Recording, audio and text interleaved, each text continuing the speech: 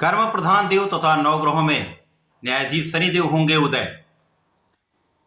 17 मार्च से शनिदेव सूर्य के प्रभाव से संपूर्ण रूप से मुक्त होकर उदय अवस्था में आ जाएंगे। अब जब शनिदेव उदय होंगे तो ये अपने संपूर्ण बल के साथ, क्षमता के साथ समस्त राशियों को प्रभावित करने वाले हैं। अब ये परिणाम सकारात्मक भी हो सकता है, नकारात्मक भी हो सकता है, क्योंकि शनिदेव एक अत्यंत प्रभावी ग्रह है जिसका समस्त राशियों पर प्रभाव पड़ता ही है। जय श्री गणेश, नमस्कार। मैं आचार्य संजय द्विवेदी। मेरे समस्त प्रबुद्ध दर्शकों का मेरे चैनल पर हार्दिक स्वागत है। आज मैं शनिदेव के उदय काल के प्रभाव को लेकर आपके सम्मुख उपस्थित हूं। 17 मार्च से शनिदेव उदय हो जाएंगे, अर्थात ये अपना संपूर्ण बल, अपना संपूर्ण प्रभाव दे पाएंगे। वर्तमान समय में शनिदेव का गोचर शनिदेव की मूल त्रिकोण राशि में चल रहा है, जहां पर ये कुंभ राशि में अत्यंत प्रबल अवस्था में है। परंतु जब तक ये अस्त अवस्था में थे तो इनके कारक भाव में निर्बलता आ गई थी। जहां पर ये गोचर कर रहे हैं उस भाव की निर्बलता आ रही थी, परंतु अब ये संपूर्ण प्रभाव के साथ, सामर्थ्य के साथ, क्षमता के साथ समस्त राशियों पर अपना प्रभाव देने वाले।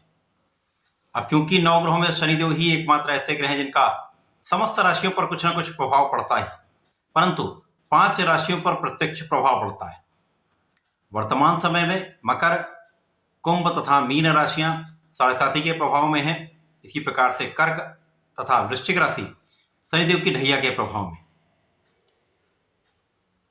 अब जब शनिदेव अत्यंत बलवान अवस्था में होंगे, क्योंकि ये शश नामक राजयोग में है, ये पंच महापुरुष राजयोग अत्यंत बलवान स्थिति बनाता है जो रंक से राजा बनाता है।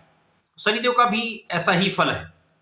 यदि शनिदेव के आकलन में कोई व्यक्ति श्रेष्ठ है, अच्छा कार्य कर रहा है, धर्म पर चल रहा है, आचरण में उसकी शुद्धता है, अन्याय नहीं कर रहा है, किसी के अधिकार क्षेत्र में बाधाएं नहीं डाल रहा है, कि किसी को अपमानित नहीं कर रहा है, अपने यथाशक्ति किसी न किसी की सहायता करता रहता है, धर्म के कार्य करता रहता है, न्यायोचित रहता है, तो उस व्यक्ति पर शनिदेव की संपूर्ण कृपा होती है और शनिदेव अत्यंत शीघ्र ही रंक से राजा बनाने में देर नहीं करते। तो निश्चित रूप से ये शनिदेव का जो गोचर है अत्यंत महत्वपूर्ण होने वाला है, क्योंकि शनिदेव सबसे अधिक समय के लिए किसी राशि में गोचर करते हैं। 2.5 वर्ष इनका गोचर काल होता है, इसीलिए ये अत्यंत महत्वपूर्ण हो जाता है शनिदेव का प्रभाव किस प्रकार का मिल रहा है। कुछ लोगों को अत्यंत श्रेष्ठ प्रभाव मिलेगा, क्योंकि शनिदेव संपूर्ण बल के साथ जिस भाव में होंगे उस भाव की प्रबलता देंगे। कुछ लोगों को नकारात्मकता भी मिल सकती है, तो वहां सावधानी भी रखनी होगी। आज मैं मीन राशि के लिए शनिदेव के उदय अवस्था का क्या परिणाम प्राप्त होने वाला है, किस प्रकार के लाभ मिल सकते हैं, कहां पर किस भाव में प्रबलता आ रही है, कहां आप समस्या में आ सकते हैं, उसका क्या निराकरण है, संपूर्ण विश्लेषण मैं पूर्ण तर्क के साथ करने जा रहा हूं। प्रिय दर्शकों, इस राशिफल को आपको अपने लग्न तथा राशि दोनों के अनुसार देखना चाहिए। अर्थात आपकी मीन लग्न अथवा मीन राशि है तो आपको इस राशिफल को अवश्य देखना चाहिए। मीन राशि पे वर्तमान समय में 7.5 का प्रथम चरण चल रहा है, तो यहां पर निश्चित रूप से कुछ न कुछ सावधानी आपको रखनी होगी। मीन राशि गुरुदेव बृहस्पति की राशि है, यहां पर लग्न अत्यंत प्रबल है। तो लग्न जब प्रबल होती है तो बाकी स्थितियों में कहीं ना कहीं आपको एक सहायता मिल जाती है। जो गोचर यदि कुछ नकारात्मक भी हो तो कुछ कम हानि का योग बनता है। यदि लाभ होता तो बड़े लाभ की प्राप्ति होती है। शनिदेव यहां पर लाभ तथा व्यय के स्वामी होकर द्वादश भाव में ही गोचर कर रहे हैं। द्वादश भाव व्यय का भाव है, तो यहां पर शनिदेव का गोचर कहीं ना कहीं से निश्चित रूप से इस भाव को प्रबल तो करेगा ही, आपके व्यय को बढ़ाने वाला होगा। क्योंकि जब ये भाव प्रबल होगा, शनिदेव अपना संपूर्ण प्रभाव देंगे, तो यहां पर व्यय की अधिकता हो जाती है। अकारण व्यय से बचना होगा, बाकी तो व्यय तो बढ़ने वाला है, यहां पर कोई संदेह नहीं। अकारण व्यय से बचेंगे तो आपका संचय हो पाएगा, क्योंकि यहां पर शनिदेव का प्रभाव आपके धन को भी बढ़ा रहा है। तो यहां बहुत टेंशन करने की आवश्यकता नहीं, तनाव लेने की आवश्यकता नहीं है। शनिदेव का प्रभाव आपके धन भाव को प्रबल करने वाला है, परिवार के साथ सहयोग दिलाने वाला है, परिवार में वृद्धि का योग दिखता है, पारिवारिक संपत्ति से लाभ का योग दिखता है। परंतु यहां पर अनावश्यक व्यय आपको तनाव दे सकता है, आपके धन के बचत को कहीं ना कहीं प्रभावित करने वाला होता है। तो यहां ध्यान रखना होगा, वाणी संयमित रखनी होगी।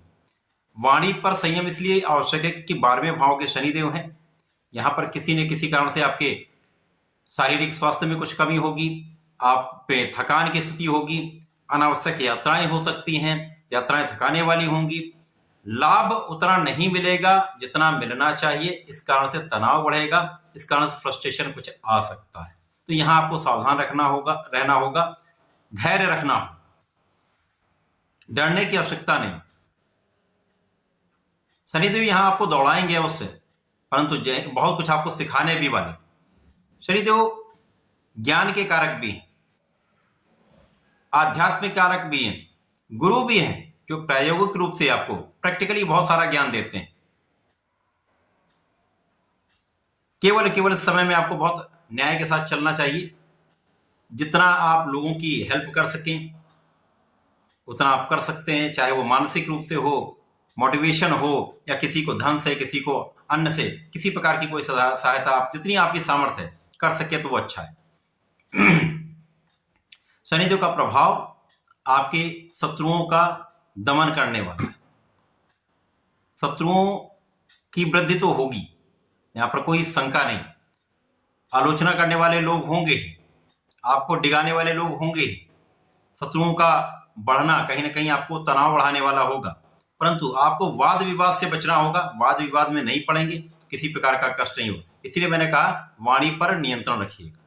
वाणी पर नियंत्रण होगा तो विवाद नहीं होगा, शत्रु नहीं बनेगा, परंतु किसी प्रकार का कोई शत्रु आपके सामने टिक नहीं पाएगा। ऋण बढ़ने की आशंका है, ऋण के बढ़ने से आपको बचना होगा।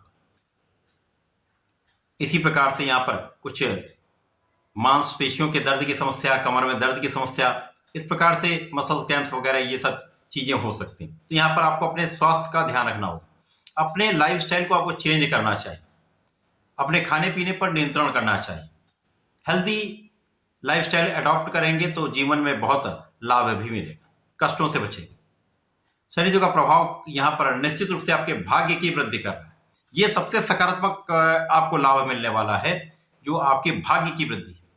तो यदि भाग्य साथ देता है तो कोई भी कष्ट आ जाए, कोई भी समस्या आ जाए, आप उनसे पार पा लेते हैं। भाग्य इतना प्रबल होता है कि आपके लोगों के बीच आपका सहयोग मिल जाता है, लोगों का सहयोग आपको प्राप्त हो जाता है, आपके अवरुद्ध कार्य बन जाते हैं, धन की आवश्यकता होती है, धन प्राप्त होने लगता है, कहीं ना कहीं धन का एक योजना बन जाती है, धन की व्यवस्था हो जाती है।